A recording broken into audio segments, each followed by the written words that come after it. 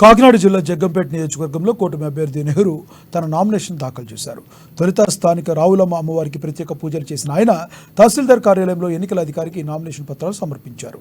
ఈ నామినేషన్ కార్యక్రమానికి కూటమి నేతలు హాజరయ్యారు.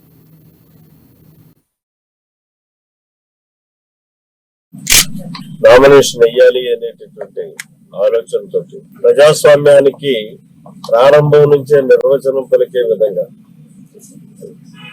నిర్ణయం తీసుకుని ఆర్భాటం లేకుండా ఈరోజు నామినేషన్ వేసుకుంటాను. నేను జగ్గంపేట నియోజకవర్గ ప్రజల్ని అభ్యర్థించేది నామినేషన్ వేసినటువంటి సందర్భంలో 41 సంవత్సరాలుగా సుమారు 42 సంవత్సరాలుగా ఎన్నికల్లో నెగ్గిన వాడినా మీతో మమేకమై పనిచేస్తున్నాను. నెగ్గినాడు మీతో ఉన్నాను, వాడినాడు మీతో ఉన్నాను, మీ కష్టకాల్లో పాల్పంచుకున్నాను. మళ్ళీ అదే విధానంతో ఇవాళ మరి ఎన్డీఏ అభ్యర్థిగా మరి జగ్గంపేట నుంచే ఖరారు చేయడం అంటే నేను ఏదైతే కంటిన్యూగా జగ్గంపేటతో ఉన్నానో మళ్ళీ అదే జగ్గంపేటలో నాకు అభ్యర్థిగా ఇవ్వడం అన్నది అదృష్టంగా భావిస్తూ మరి మీతో మమేకమై ఉన్నటువంటి నన్ను